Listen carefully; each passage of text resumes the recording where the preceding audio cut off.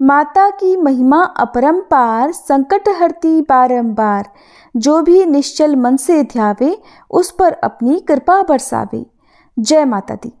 प्रिय श्रोताओं, आज माँ भगवती की कृपा से हम श्री दुर्गा सप्तशती पाठ के दूसरे दिन के पावन अध्याय की यात्रा शुरू कर रहे हैं और माँ के इस दिव्य ग्रंथ में अद्भुत शक्तियां समाहित हैं, जो हर भक्त को न केवल आंतरिक बल प्रदान करती हैं, बल्कि जीवन की समस्त कठिनाइयों से उबारने में भी सहायक होती हैं। आज हम दूसरे और तीसरे अध्याय का श्रवण करेंगे, जिसमें माँ दुर्गा के दिव्य स्वरूप और उनकी शक्ति की महिमा का वर्णन है। आइए श्रद्धा और भक्ति से माँ का ध्यान करें और इस दिव्य पाठ का लाभ उठाएं। हे माँ जगदम्बे, जो भी श्रद्धा और भक्ति से आपके इस पावन पाठ को सुन रहा है, उन सभी पर अपनी कृपा बरसाइए। उनके जीवन से समस्त दुख, विघ्न, बाधाओं को दूर कर उन्हें शक्ति और सुख शांति प्रदान कीजिए। हे माँ, उनकी आस्था को दृढ़ कीजिए, उनके परिवार को सुख समृद्धि दीजिए और उनकी मनोकामनाएं पूर्ण कीजिए। माँ, आपकी भक्ति का दीप उनके हृदय में सदा प्रज्वलित रहे और वे आपके चरणों की शरण में रहें। जय माता दी। आज के अध्याय से पहले सुनिए श्री दुर्गा कवच पाठ। इस श्री चंडी कवच के ब्रह्मा ऋषि, अनुष्टुप छंद, चामुंडा देवता, अंग न्यास में कही गई माताएं बीज, दिग्बंध देवता तत्व हैं।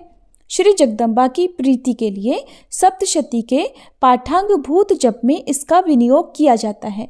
चंडिका देवी को नमस्कार है।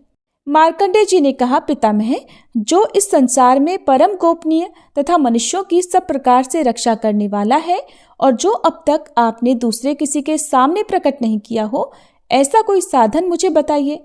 तब ब्रह्मा जी बोले, हे ब्राह्मण, ऐसा साधन तो एक देवी का कवच ही है, जो गोपनीय से भी परम गोपनीय, पवित्र तथा संपूर्ण प्राणियों का उपकार करने वाला है। महामुने, उसे श्रवण करो। देवी की 9 मूर्तियां हैं, जिन्हें नवदुर्गा कहते हैं। उनके पृथक पृथक नाम बतलाए जाते हैं। प्रथम नाम शैलपुत्री है, दूसरी मूर्ति का नाम ब्रह्मचारिणी है, तीसरा स्वरूप चंद्रघंटा के नाम से प्रसिद्ध है, चौथी मूर्ति को कुष्मांडा कहते हैं, पांचवी दुर्गा का नाम स्कंद माता है, देवी के छठे रूप को कात्यायनी कहते हैं, सातवां कालरात्रि और 8वां स्वरूप महागौरी के नाम से प्रसिद्ध है, नवी दुर्गा का नाम सिद्धिदात्री है। ये सब नाम सर्वज्ञ महात्मा वेद भगवान के द्वारा ही प्रतिपादित है। जो मनुष्य अग्नि में जल रहा हो, रणभूमि में शत्रुओं से घिर गया हो, विषम संकट में फंस गया हो तथा इस प्रकार भय से आतुर होकर जो भगवती दुर्गा की शरण में प्राप्त हुए हो, उनका कभी कोई अमंगल नहीं होता।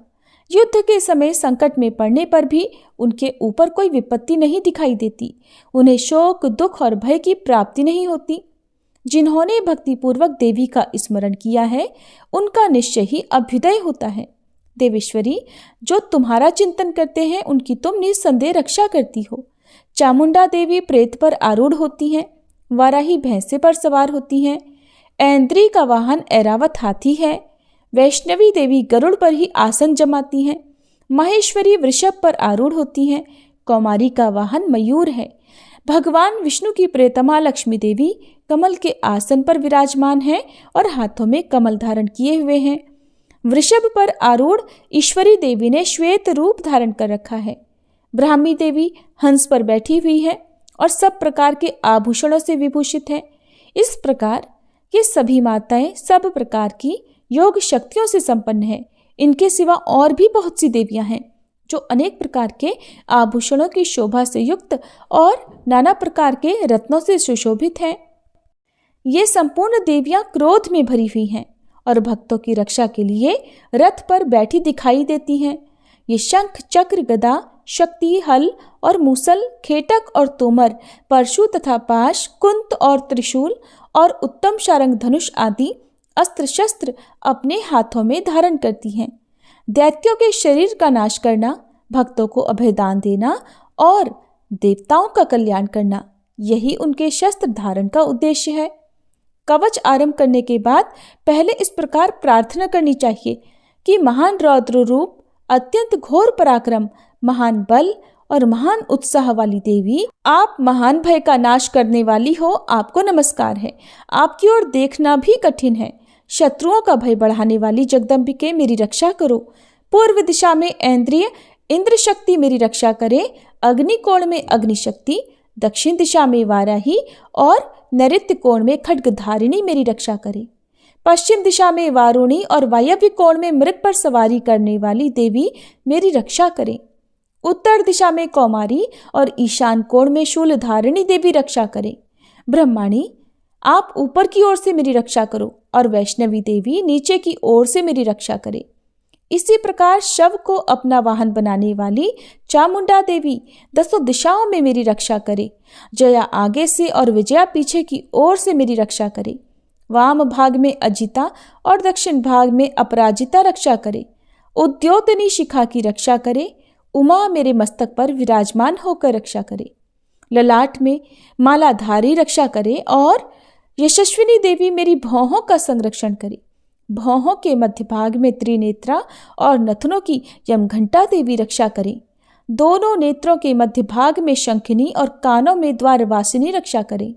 कालिका देवी कपोलों की तथा भगवती शांकरी कानों के मूल भाग की रक्षा करे।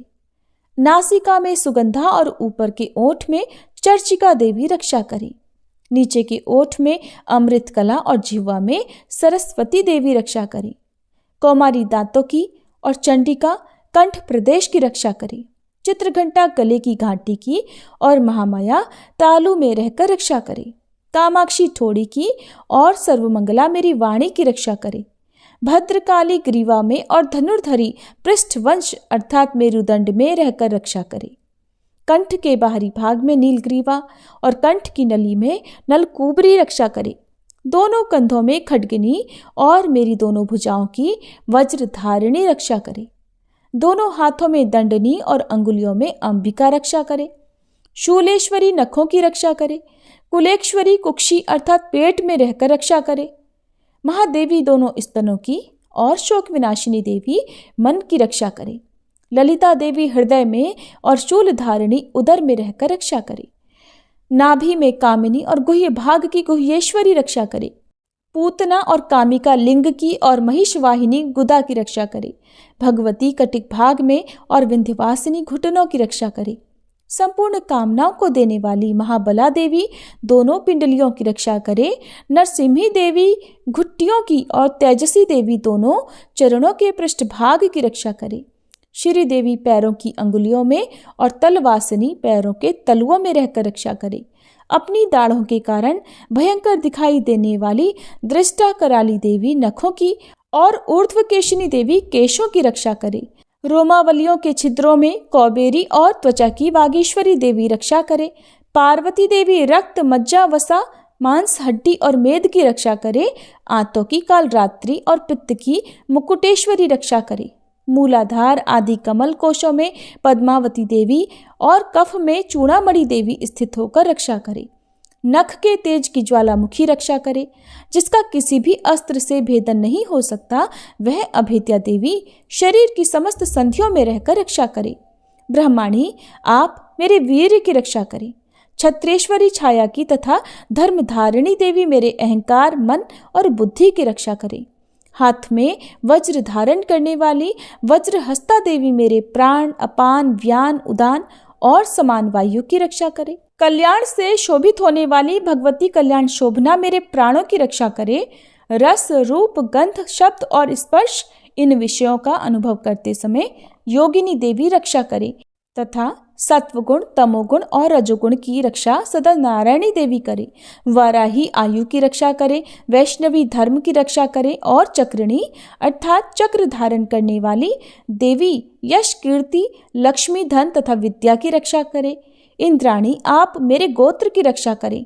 चंडिके, आप मेरे पशुओं की रक्षा करो। महालक्ष्मी, पुत्रों की रक्षा करो और भैरवी पत्नी की रक्षा करे। मेरे पथ की सुपथा तथा मार्ग की क्षेमंकरी रक्षा करे। राजा के दरबार में महालक्ष्मी रक्षा करे और सब ओर व्याप्त रहने वाली विजया देवी संपूर्ण भयों से मेरी रक्षा करे। देवी, जो स्थान कवच में नहीं कहा गया है, अतएव रक्षा से रहित है, वह सब आपके द्वारा सुरक्षित हो। क्योंकि आप विजयशालिनी और पापनाशिनी हो। यदि अपने शरीर का भला चाहे तो मनुष्य बिना कवच के कहीं एक पग भी ना जाए, कवच का पाठ करके ही यात्रा करे। कवच के द्वारा सब ओर से सुरक्षित मनुष्य जहाँ जहाँ भी जाता है वहाँ वहाँ उसे धन लाभ होता है तथा संपूर्ण कामनाओं की सिद्धि करने वाली विजय की प्राप्ति होती है। वह जिस जिस अभीष्ट वस्तु का चिंतन करता है उसको निश्चय ही प्राप्त कर लेता है। वह पुरुष इस पृथ्वी पर तुलना रहित महान ऐश्वर्य का भागी होता है। कवच से सुरक्षित मनुष्य निर्भय हो जाता है, युद्ध में उसकी पराजय नहीं होती और वह तीनों लोकों में पूजनीय होता है। देवी का यह कवच देवताओं के लिए भी दुर्लभ है। जो प्रतिदिन नियम पूर्वक तीनों संध्याओं के समय श्रद्धा के साथ इसका पाठ करता है उसे देवी कला प्राप्त होती है और वह तीनों लोकों में कहीं भी पराजित नहीं होता। इतना ही नहीं, वह अपमृत्यु से रहित हो 100 से भी अधिक वर्षों तक जीवित रहता है। मकरी, चेचक और कोढ़ आदि उसकी संपूर्ण व्याधियां नष्ट हो जाती हैं। कनेर, भांग, अफीम, धतूरे आदि का स्थावर विष, सांप और बिच्छू आदि के काटने से चढ़ा हुआ जंगम विष तथा अहिफेन और तेल के संयोग आदि से बनने वाला कृत्रिम विष, ये सब प्रकार के विष दूर हो जाते हैं, उनका कोई असर नहीं होता। इस पृथ्वी पर मारण, मोहन आदि जितने अभिचारी के प्रयोग होते हैं तथा इस प्रकार के जितने मंत्र यंत्र होते हैं वे सब इस कवच को हृदय में धारण कर लेने पर उस मनुष्य को देखते ही नष्ट हो जाते हैं। यही नहीं, पृथ्वी पर विचरने वाले ग्राम देवता, आकाशचारी देव विशेष, जल के संबंध से प्रकट होने वाले गण, उपदेश मात्र से सिद्ध होने वाले निम्न कोटि के देवता, अपने जन्म के साथ प्रकट होने वाले देवता, कुल देवता, माला अर्थात कंठमाला आदि, डाकिनी, शाकिनी, अंतरिक्ष में विचरने वाली अत्यंत बलवती भयानक डाकिनियां, ग्रह, भूत, पिशाच, यक्ष, गंधर्व, राक्षस, ब्रह्म राक्षस, बेताल, कूष्मांड और भैरव आदि अनिष्टकारक देवता भी हृदय में कवच धारण किए रहने पर उस मनुष्य को देखते ही भाग जाते हैं। कवचधारी पुरुष को राजा से सम्मान वृद्धि प्राप्त होती है। यह कवच मनुष्य के तेज की वृद्धि करने वाला और उत्तम है। कवच का पाठ करने वाला पुरुष अपनी कीर्ति से विभूषित भूतल पर अपने सुयश के साथ साथ वृद्धि को प्राप्त होता है। जो पहले कवच का पाठ करके उसके बाद सप्तशती चंडिका का पाठ करता है, उसकी जब तक वन, पर्वत और काननों सहित ये पृथ्वी टिकी रहती है तब तक यहाँ पुत्र, पौत्र आदि संतान परंपरा बनी रहती है। फिर देह का अंत होने पर वह पुरुष भगवती महामाया के प्रसाद से उस नित्य परम पद को प्राप्त होता है जो देवताओं के लिए भी दुर्लभ है। यह सुंदर दिव्य रूप धारण करता और कल्याणमय शिव के साथ आनंद का भागी होता है। श्री दुर्गा कवच पाठ संपूर्ण हुआ। अब सुनिए श्री दुर्गा सप्तशती का दूसरा अध्याय। और दूसरे अध्याय में देवताओं के तेज से देवी का प्रादुर्भाव और महिषासुर की सेना के वध का वर्णन किया गया है। आइए अब हम सब मिलकर माँ भगवती का ध्यान करके आज के अध्यायों का शुभारंभ करते हैं। मैं कमल के आसन पर बैठी हुई प्रसन्न मुख वाली महिषासुर मर्दिनी भगवती महालक्ष्मी जी का भजन करती हूँ, जो अपने हाथों में अक्षमाला, फरसा, गदा, बाण, वज्र, पद्म, धनुष, कुंडिका, दंड शक्ति, खड्ग, ढाल, शंख, घंटा, मधुपात्र, शूल, पाश और चक्र धारण करती हैं। मार्कंडेय ऋषि कहते हैं, पूर्व समय में देवताओं और असुरों में पूरे 100 वर्षों तक घोर संग्राम हुआ था। उसमें असुरों का स्वामी महिषासुर था और देवताओं के नायक इंद्र थे। उस युद्ध में देवताओं की सेना महाबली असुरों से परास्त हो गई। संपूर्ण देवताओं को जीतकर महिषासुर इंद्र बन बैठा। तब पराजित देवता प्रजापति ब्रह्मा जी को आगे करके उस स्थान पर गए जहां भगवान शंकर और विष्णु भगवान विराजमान थे। देवताओं ने महिषासुर के पराक्रम तथा अपनी पराजय का यथावत वृतांत उन दोनों देवेश्वरों से विस्तार पूर्वक कह सुनाया। वे बोले, भगवान, महिषासुर सूर्य, इंद्र, अग्नि, वायु, चंद्रमा, यम, वरुण तथा अन्य देवताओं के भी अधिकार छीनकर स्वयं ही सबका अधिष्ठाता बन बैठा है। उस दुरात्मा महिष ने समस्त देवताओं को स्वर्ग से निकाल दिया है। अब वे मनुष्यों की तरह पृथ्वी लोक पर विचरते हैं।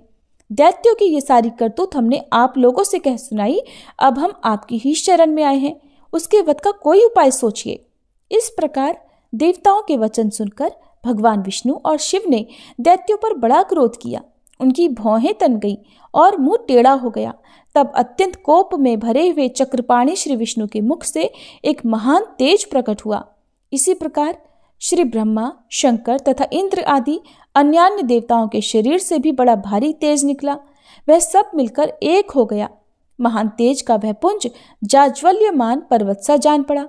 देवताओं ने देखा, वहां उसकी ज्वालाएं संपूर्ण दिशाओं में व्याप्त हो रही थी। संपूर्ण देवताओं के शरीर से प्रकट हुए उस तेज की कहीं तुलना नहीं थी।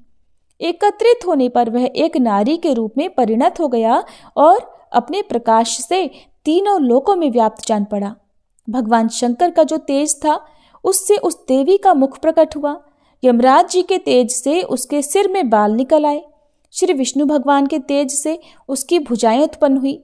चंद्रमा के तेज से दोनों स्तनों का और इंद्र के तेज से मध्य भाग का प्रादुर्भाव हुआ। वरुण के तेज से जंघा और पिंडली तथा पृथ्वी के तेज से नितंब भाग प्रकट हुआ। ब्रह्मा जी के तेज से दोनों चरण और सूर्य के तेज से उनकी अंगुलियां हुई। वसुओं के तेज से हाथों की अंगुलियां और कुबेर के तेज से नासिका प्रकट हुई। उस देवी के दांत प्रजापति के तेज से और तीनों नेत्र अग्नि के तेज से प्रकट हुए थे। उसकी भौहें संध्या के और कान वायु के तेज से उत्पन्न हुए थे। इसी प्रकार अन्यान्य देवताओं के तेज से भी उस कल्याणमयी देवी का आविर्भाव हुआ। इसके बाद समस्त देवताओं के तेजपुंज से प्रकट हुई देवी को देखकर महिषासुर के सताए हुए देवता बड़े प्रसन्न हुए। पिनाकधारी भगवान शंकर ने अपने शूल से एक शूल निकालकर उन्हें दिया कि भगवान विष्णु ने भी अपने चक्र से चक्र उत्पन्न करके भगवती को अर्पण कर दिया। वरुण ने भी शंख भेंट किया। अग्नि ने उन्हें शक्ति दी और वायु ने धनुष तथा बाण से भरे हुए 2 तरकस प्रदान किए। सहस्त्र नेत्रों वाले देवराज इंद्र ने अपने वज्र से वज्र उत्पन्न करके दिया और ऐरावत हाथी से उतारकर 1 घंटा भी प्रदान किया। यमराज ने कालदंड से दंड, वरुण ने पाश, प्रजापति ने स्फटिकाक्ष की माला और ब्रह्मा जी ने कमंडल भेंट किया। सूर्य ने देवी के समस्त रोमकूपों में अपनी किरणों का तेज भर दिया। काल ने उन्हें चमकती हुई ढाल और तलवार दी। क्षीर सागर ने उज्जवल हार तथा कभी जीर्ण न होने वाले 2 दिव्य वस्त्र भेंट किए। साथ ही उन्होंने दिव्य चूड़ामणि, 2 कुंडल, कड़े, उज्जवल अर्धचंद्र, सब बाहुओं के लिए केयूर, दोनों चरणों के लिए निर्मल नुपुर, गले की सुंदर हंसली और सब अंगुलियों में पहनने के लिए रत्नों की बनी अंगूठियां भी दी। विश्वकर्मा ने उन्हें अत्यंत निर्मल फरसा भेंट किया। साथ ही अनेक प्रकार के अस्त्र और अभेद्य कवच दिए। इनके सिवा मस्तक और वक्ष स्थल पर धारण करने के लिए कभी न कुमलाने वाले कमलों की मालाएं दी। जलधि ने उन्हें सुंदर कमल का फूल भेंट किया।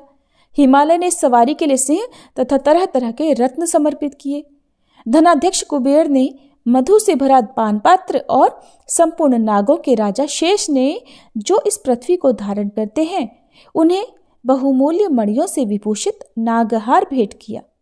इस प्रकार अन्य देवताओं ने भी आभूषण और शस्त्र अस्त्र देकर देवी का सम्मान किया। इसके बाद उन्होंने बारंबार अट्टहास पूर्वक उच्च स्वर से गर्जना की। उनके भयंकर नाद से संपूर्ण आकाश गूंज उठा। देवी का वह अत्यंत उच्च स्वर से किया हुआ सिंहनाद कहीं समा नहीं सका।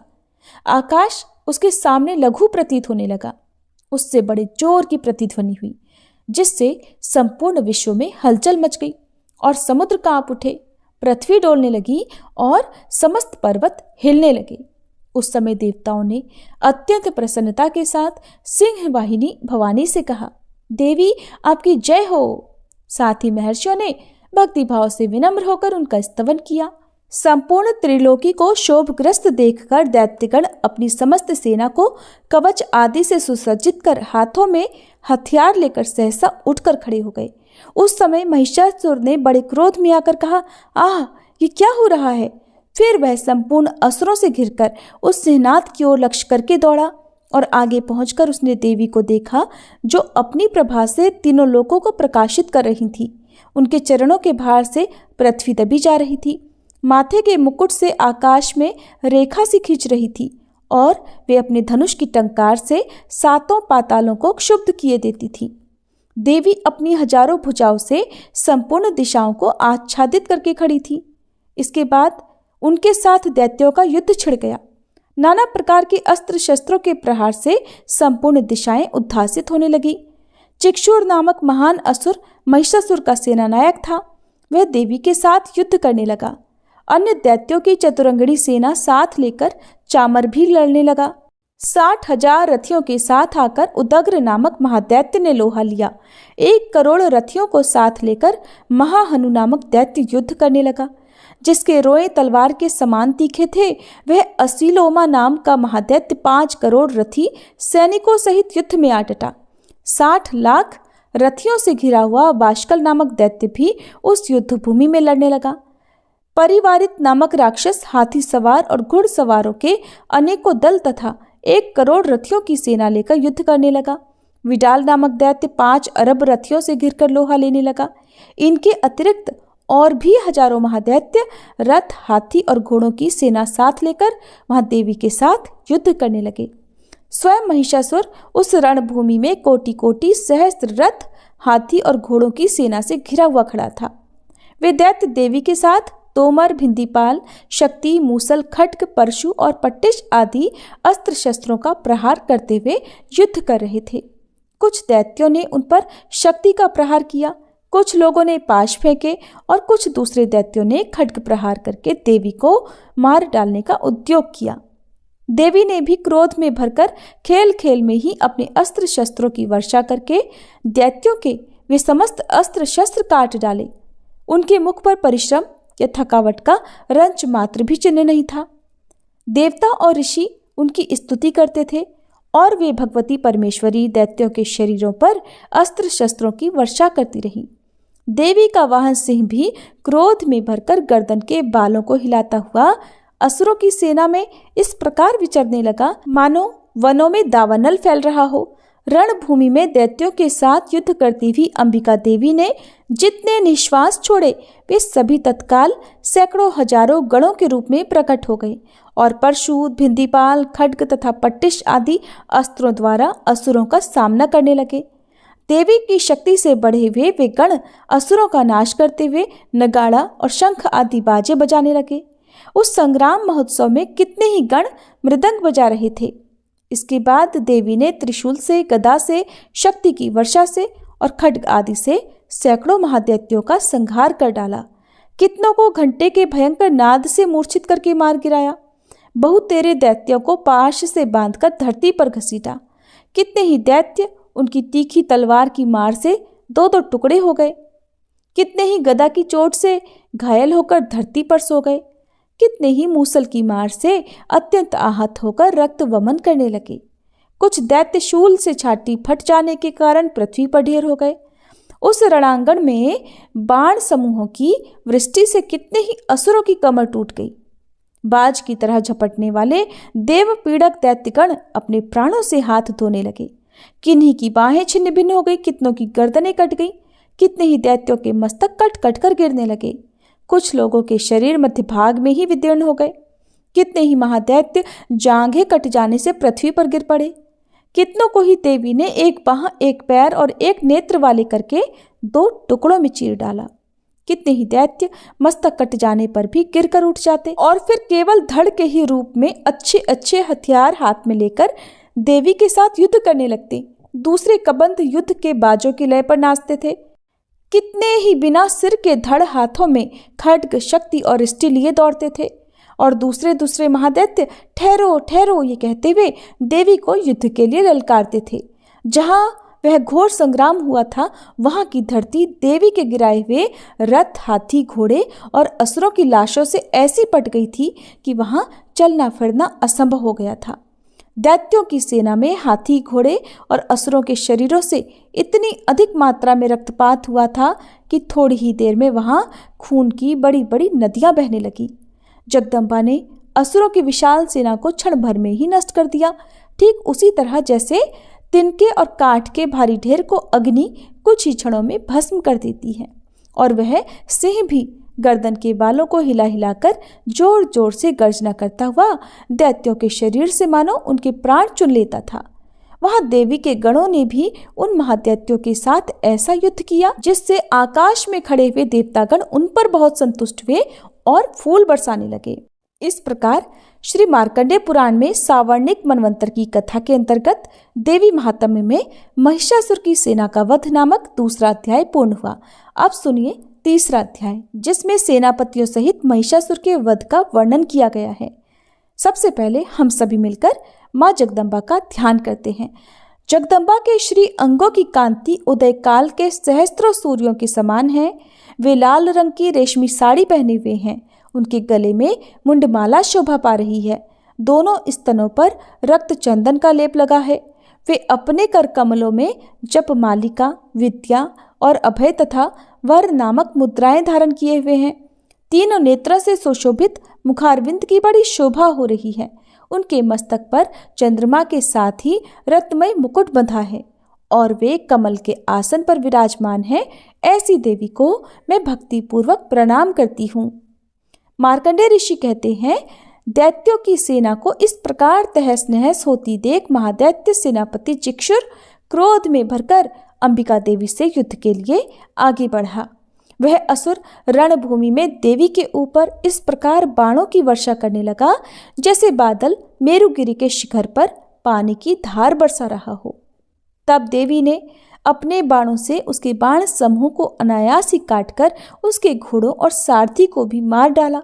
साथ ही उसके धनुष तथा अत्यंत ऊंची ध्वजा को भी तत्काल काट गिराया। धनुष कट जाने पर उसके अंगों को अपने बाणों से बींध डाला। धनुष, रथ, घोड़े और सारथी के नष्ट हो जाने पर वह असुर ढाल और तलवार लेकर देवी की ओर दौड़ा।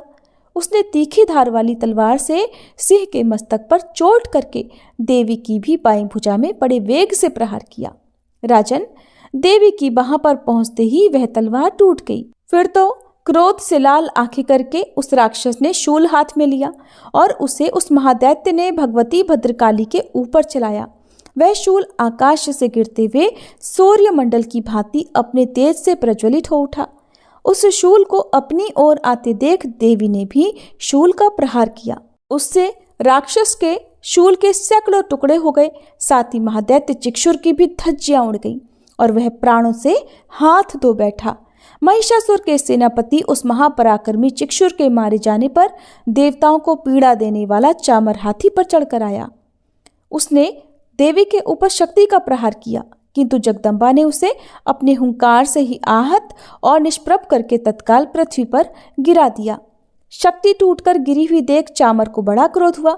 अब उसने शूल चलाया, किंतु देवी ने उसे भी अपने बाणों द्वारा काट डाला। इतने में ही देवी का सिंह उछलकर हाथी के मस्तक पर चढ़ बैठा और उस दैत्य के साथ खूब जोर लगाकर बहुयुद्ध करने लगा। वे दोनों लड़ते लड़ते हाथी से पृथ्वी पर आ गए और अत्यंत क्रोध में भरकर एक दूसरे पर बड़े भयंकर प्रहार करते हुए लड़ने लगे। इसके बाद सिंह बड़े वेग से आकाश की ओर उछला और उधर से गिरते समय उसने पंजों की मार से चामर का सिर धड़ से अलग कर दिया। इसी प्रकार उदग्र भी शिला और वृक्ष आदि की मार खाकर रणभूमि में देवी के हाथों मारा गया तथा कराल भी दांतों, मुक्कों और थप्पड़ों की चोट से धराशायी हो गया। क्रोध में भरी हुई देवी ने गदा की चोट से उद्धत का कचूमर निकाल दिया। भिंदीपाल से वाशकल को और बाणों से ताम्र और अंधक को मौत के घाट उतार दिया। 3 नेत्रों वाली परमेश्वरी ने त्रिशूल से उग्रास्य, उग्रवीर्य तथा महाहनु नामक दैत्य को मार डाला। तलवार की चोट से विडाल के मस्तक को धड़ से काट गिराया। दुर्धर और दुर्मुख इन दोनों को भी अपने बाणों से यमलोक भेज दिया। इस प्रकार अपनी सेना का संहार होता देख महिषासुर ने भैंसे का रूप धारण करके देवी के गणों को त्रास देना आरंभ किया। किन्हीं को थूथन से मारकर, किन्हीं के ऊपर खुरों का प्रहार करके, किन्हीं किन्हीं को पूंछ से चोट पहुंचाकर, कुछ को सींगों से विदीर्ण करके, कुछ गणों को वेग से, किन्हीं को सिंहनाद से, कुछ को चक्कर देकर और कितनों को निश्वास वायु के झोंकों से धाराशायी कर दिया। इस प्रकार गणों की सेना को गिराकर वह असुर महादेवी के सिंह को मारने के लिए झपटा। इससे जगदम्बा को बड़ा क्रोध हुआ। उधर महापराक्रमी महिषासुर भी क्रोध में भरकर धरती को खुरों से खोदने लगा और अपने सींगों से ऊंचे ऊंचे पर्वतों को उठाकर फेंकने और गरजने लगा। उसके वेग से चक्कर देने के कारण पृथ्वी क्षुब्ध होकर फटने लगी। उसकी पूंछ से टकराकर समुद्र सब ओर से धरती को डुबोने लगा। हिलते हुए सींगों के आघात से विदीर्ण होकर बादलों के टुकड़े टुकड़े हो गए। उसके श्वास की प्रचंड वायु के वेग से उड़े हुए सैकड़ों पर्वत आकाश से गिरने लगे। इस प्रकार क्रोध में भरे हुए उस महादैत्य को अपनी ओर आते देख चंडिका ने उसका वध करने के लिए महान क्रोध किया। उन्होंने पाश फेंककर उस महान असुर को बांध दिया। उस महासंग्राम में बंध जाने पर उसने भैंसे का रूप त्याग दिया और तत्काल सिंह के रूप में वह प्रकट हो गया। उस अवस्था में जगदम्बा ज्यों ही उसका मस्तक काटने के लिए उद्यत हुई, त्यों ही वह खड्गधारी पुरुष के रूप में दिखाई देने लगा। तब देवी ने तुरंत ही बाणों की वर्षा करके ढाल और तलवार के साथ उस पुरुष को भी बींध डाला। इतने में ही वह महान गजराज के रूप में परिणत हो गया और अपनी सूंड से देवी के विशाल सिंह को खींचने और गरजने लगा। खींचते समय देवी ने तलवार से उसकी सूंड काट डाली। तब उस महादैत्य ने पुनः भैंसे का शरीर धारण कर लिया और पहले की ही तरह चराचर प्राणियों सहित तीनों लोगों को व्याकुल करने लगा। तब क्रोध में भरी हुई जगन्माता चंडिका बारंबार उत्तम मधु का पान करने और लाल लाल आंखें करके हंसने लगी। उधर वह बल और पराक्रम के मद से उन्मत्त हुआ राक्षस गरजने लगा और अपने सींगों से चंडी के ऊपर पर्वतों को फेंकने लगा। उस समय देवी अपने बाणों के समूह से उसके फेंके हुए पर्वतों को चूर्ण करती हुई बोली। बोलते समय उनका मुख मधु के मद से लाल हो रहा था और वाणी लड़खड़ा रही थी। देवी ने कहा, ओ मूढ़, मैं जब तक मधु पीती हूं तब तक तू क्षण भर के लिए खूब गरज ले। मेरे हाथ से यही तेरी मृत्यु हो जाने पर अब शीघ्र ही देवता भी गर्जना करेंगे। ऋषि कहते हैं, ऐसा कहकर देवी उछली और उस महादैत्य के ऊपर चढ़ गई। फिर अपने पैर से उसे दबाकर उन्होंने शूल से उसके कंठ में आघात किया। उनके पैर से दबा होने पर भी महिषासुर अपने मुख से दूसरे रूप में बाहर होने लगा। अभी आधे शरीर से ही वह बाहर निकलने पाया था कि देवी ने अपने प्रभाव से उसे वहीं रोक दिया। आधा निकला होने पर भी वह महादैत्य देवी से युद्ध करने लगा। तब देवी ने बहुत बड़ी तलवार से उसका मस्तक काट गिराया। फिर तो हाहाकार करती हुई दैत्यों की सारी सेना भाग गई और संपूर्ण देवता अत्यंत प्रसन्न हो गए। तब देवताओं ने दिव्य महर्षियों के साथ दुर्गा देवी का स्तवन किया। गंधर्वराज गाने गाने लगे और अप्सराएं नृत्य करने लगी। जय माता दी। आज का द्वितीय अध्याय माँ दुर्गा की कृपा से पूर्ण हुआ। माता रानी की दिव्य शक्ति और अनुकंपा हम सभी पर सदा बनी रहे। जो भी इस पावन पाठ को श्रद्धा और भक्ति से सुन रहा है, माँ उसकी सभी मनोकामनाएं पूर्ण करें और उसके जीवन में सुख, शांति, समृद्धि और शक्ति का संचार हो। माँ भगवती का आशीर्वाद आप सभी को प्राप्त हो। आपके घर परिवार में मंगलमय वातावरण बना रहे और आप सदा माँ की भक्ति में रमे रहें। आप सभी से विनम्र अनुरोध है कि इस पावन प्रसंग को अपने परिवार और मित्रों तक पहुँचाएं ताकि अधिक से अधिक लोग माँ की कृपा का लाभ प्राप्त कर सकें। प्रिय श्रोताओं, कल हम दुर्गा सप्तशती के तीसरे दिन के अध्यायों के साथ पुनः मिलेंगे। तब तक माता रानी की भक्ति में लीन रहिए और जय माता दी का जयकार करते रहिए। प्रेम से बोलिए, जय माता दी।